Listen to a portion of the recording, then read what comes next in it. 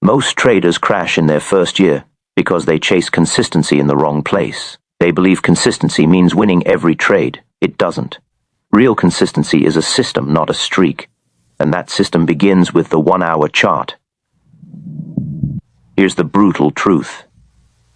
Around 87% of retail traders fail because they trade too many time frames at the same time. They jump from the 5-minute chart to the 15-minute, then to the hourly. Their brain never settles. Conviction breaks down. They cut winners early and hold losers too long. The 1-hour chart fixes this. It's the Goldilocks time frame. Fast enough for intraday opportunities, slow enough to filter out noise. It forces patience onto an impatient mind. But here's what separates professionals from amateurs. Professionals trade the 1-hour chart with rules, not feelings. An amateur sees a setup and enters on hope. A professional sees the same setup and asks, "Does this fit my system?" Then they either take it or walk away, without guilt. Consistency isn't about being right more often. It's about being disciplined more often. In the next few minutes, I'm going to show you 5 non-negotiable steps professionals use to turn the 1-hour chart into a reliability machine. These steps aren't revolutionary. They're boring. And boring is profitable. By the end, you'll have a framework that removes emotion from your decisions. You won't guess. You won't hope. You'll execute. The catch is this: you must commit to it even when the market rewards breaking the rules. Especially then. That's where 93% of traders fail. They follow the system for 3 good trades, then abandon it on the 4th because they feel a move coming. We'll address that psychological trap later. For now, understand this: the 1-hour chart is your stage. Every entry, every exit, every loss teaches you something about yourself as a trader. On lower time frames, a bot can trigger a flash move. A news release can cause a tick spike that means nothing for the 1-hour trend. On the 5-minute chart, you're trading ghosts. On the 1-hour chart, you're trading structure. Price must prove itself over 60 minutes. It can't fake it. That's why professionals gravitate to the 1-hour. It's the minimum time frame where structure is real. Here's what most traders miss. The 1-hour chart doesn't just filter noise. It forces patience on a psychology that craves action. Trading at its core is a boredom problem disguised as an analysis problem. Amateurs think they lack analysis skills. Most of the time, they lack patience. They want to trade now, so they find a reason to enter. The 1-hour chart removes that temptation by making false signals obvious. On the 1-hour, you're waiting for 1 candle every hour, maybe fewer. In an 8-hour day, that's 8 potential opportunities. Most traders will only see 2 or 3 real setups. The rest of the time, you're watching, learning, and doing nothing. Doing nothing is the hardest trade for amateurs. It feels like failure. It feels like leaving money on the table. Professionals understand that the best trade is often the one you don't take. Jesse Livermore made his fortune waiting. He called it waiting as a position. The 1-hour chart enforces this lesson. It teaches your brain that inaction isn't a loss, it's discipline. The rules I'm about to share only work if you commit to this foundation: 1 time frame, the 1-hour, and nothing else. No peeking at the 5-minute for confirmation, no checking the 4-hour for context. Just the 1-hour. This singular focus separates traders who make money from traders who talk about trading. The ones who talk are multi-time frame junkies. The ones who make money aren't. Here's why. One trader was winning frequently, but every winner was $80 and every loser was $150. He was getting whipsawed by noise. His setup recognition was fine. His stops were tight. But the market structure during his trading hours was against him. The math was broken from the start. Then he shifted to trading only the London Open, 8 a.m.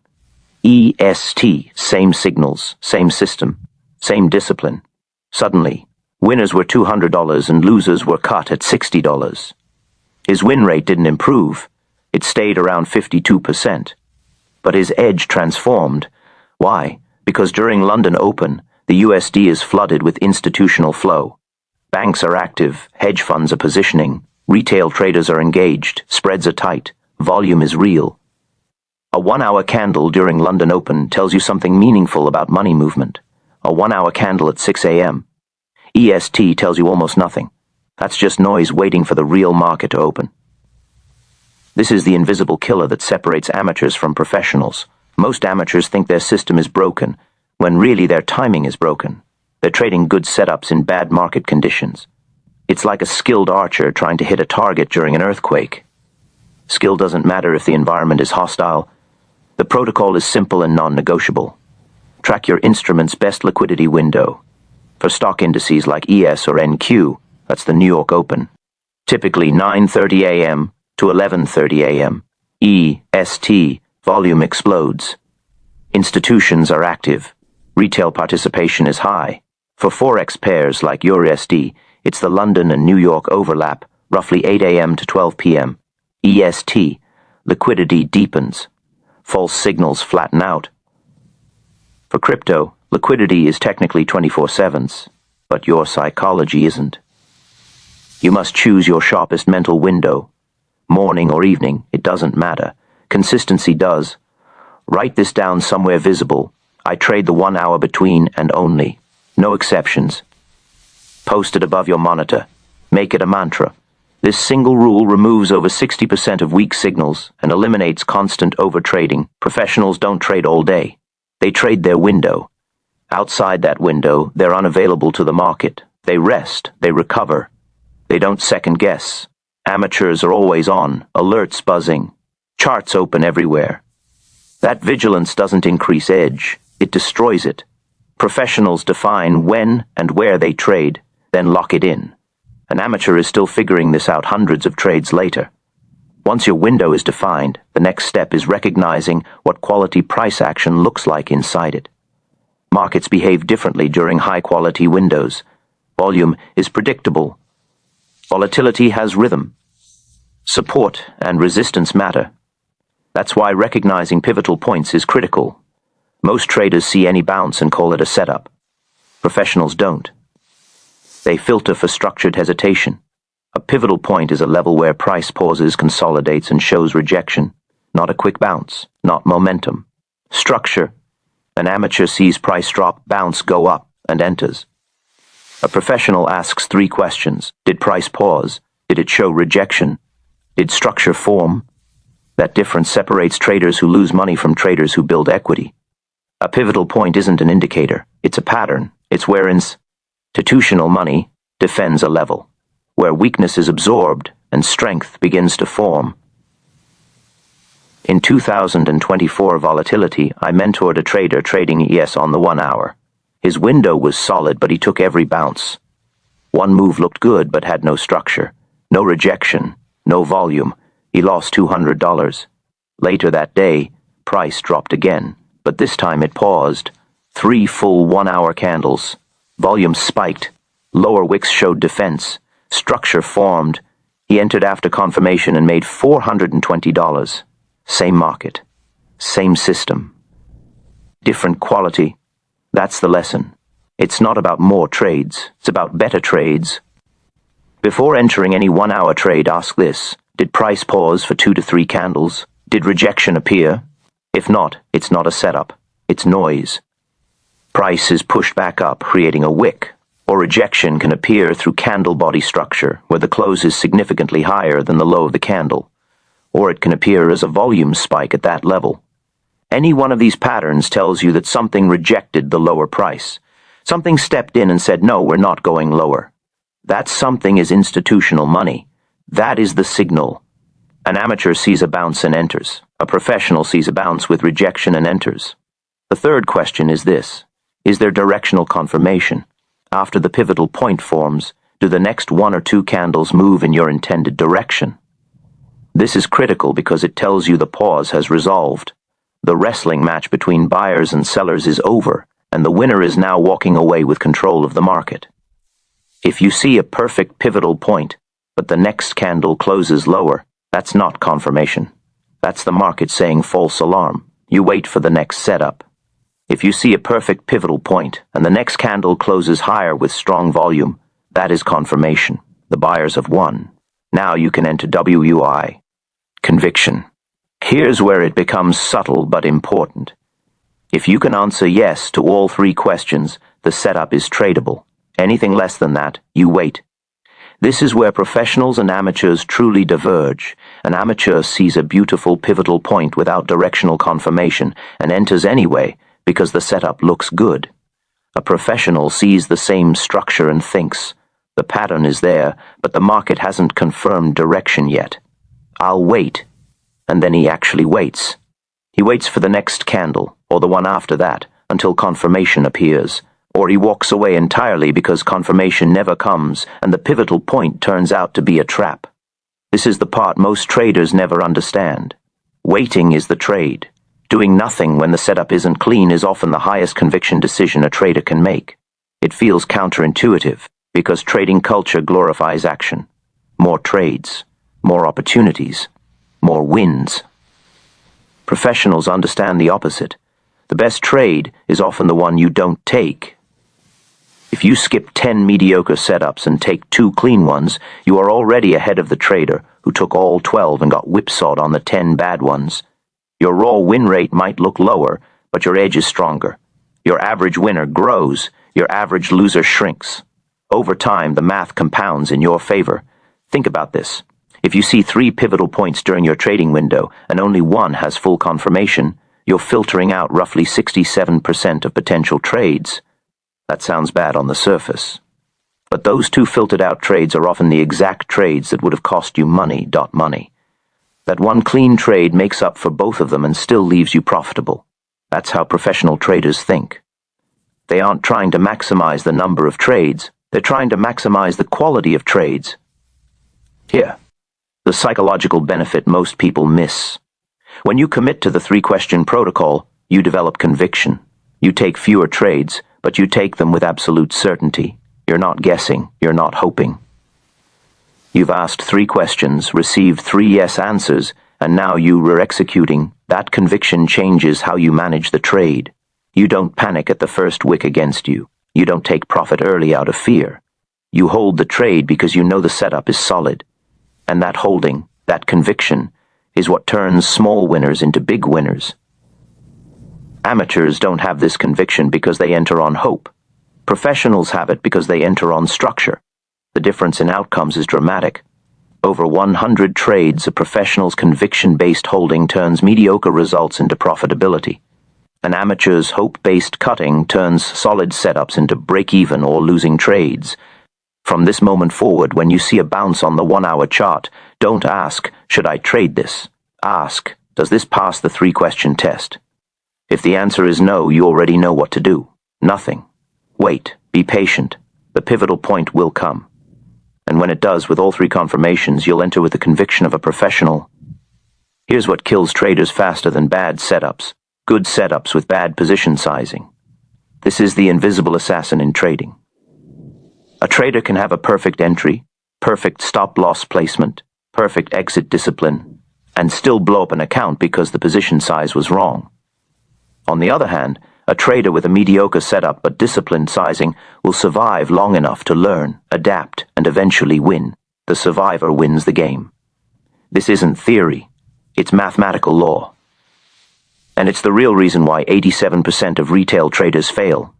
Not because their analysis is bad, but because their sizing is reckless. Let me be clear about the hierarchy. Professionals think about position size before they think about entry. They calculate it before the trade is placed. Amateurs think about position size after they're in profit and already dreaming about yachts and early retirement. By then, it's too late. The damage is already baked into the trade. An amateur enters a trade, it moves in his favor, and he thinks, what if I had sized bigger? So on the next trade, he does. And that's when the market reverses and wipes him out. The position was already too large to survive a normal drawdown. Now, here's the math. And I want you to really sit with this number because it will permanently change how you think about risk. If you risk 2% per trade on your account and you experience a 10-trade losing streak, which is normal, not catastrophic, you don't lose 20%.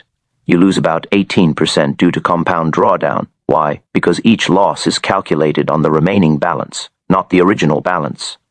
After the first 2% loss, your account is at 98%. The next 2% loss is 2% of 98%, not 2% of 100%. By trade 10, your account is significantly eroded, Psychologically, you're wounded, your confidence is shaken. You start making desperate decisions with what remains. Now compare that to risking 1% per trade. Same 10-trade losing streak. You're down about 9.5%. You're hurt, but you're still standing. Your account still has roughly 90.5% of its capital intact. Psychologically, you're in a completely different state. You can take the next trade with clarity instead of desperation. You're thinking about the market, not obsessing over losses. And that clarity compounds over the next 20 trades. This is why professionals size small, not because they lack conviction, but because they have deep respect for the market's ability to surprise them. Jesse Livermore understood this better than anyone. He made and lost fortunes multiple times, and every time he rebuilt, he did it with small position sizes. He had a rule: trade as if you're wrong. What he meant was this: size your position as if the trade might fail, because it might. The market is the only truly honest thing in trading. It doesn't care about your analysis, it doesn't care about your conviction, it cares about order flow, and flow can reverse instantly. So here's the protocol professionals follow, and it's simple enough that there's no excuse for ignoring it. For your 1-hour trades within your defined window, you will risk no more than 0.5% to 1% of your total account per trade, not per day, not per week. Per trade. This is the ceiling. Above it, no matter how good the setup looks. The second rule is critical. You calculate your position size from your stop loss, not from your profit target. Most amateurs do this backward. They think, I want to make $200 on this trade, so I need X contracts. Then they place the stop and hope it doesn't get hit. Professionals think differently. My stop loss is 20 pips away. My account is $10,000. I'm risking 1%, so that's $100. At 20 pips for $100 risk, that determines the position size. The size comes from the stop loss, not the target. This removes guesswork completely. The formula is simple. Account risk in dollars divided by stop loss distance equals position size. Let's make it concrete. You have a $10,000 account. You risk 1% per trade, which means your maximum loss is $100. You're trading an ES setup on the 1-hour chart. Your stop loss is 20 points below entry. $100 divided by 20 points equals 5 micro contracts. On the ES, each micro contract is $1 per point. 5 micros means you're risking exactly $100 if the stop is hit. That's precisely 1% of your account. No more, no less. Here's what this protocol does. It completely removes greed from the equation. You cannot oversize because the math doesn't allow it. An amateur sees a sure thing and wants to size up. But if he follows the formula, he physically can't. The math says 20 points, $10,000 account, 1% risk equals 5 micros. That's it. There's no room for emotional decisions. No room for I feel this one. The math is the boss, and the math doesn't negotiate. This is where psychology becomes dangerous for amateurs. Most skip this step entirely. They eyeball their size. I'll take 10 contracts, they think, without doing the math. When the trade goes in their favor, they regret not sizing bigger. So on the next trade, they take 15 contracts. And that's when the market reverses. They get stopped out for a $750 loss instead of a $500 loss. One bad decision ripples, one oversized position,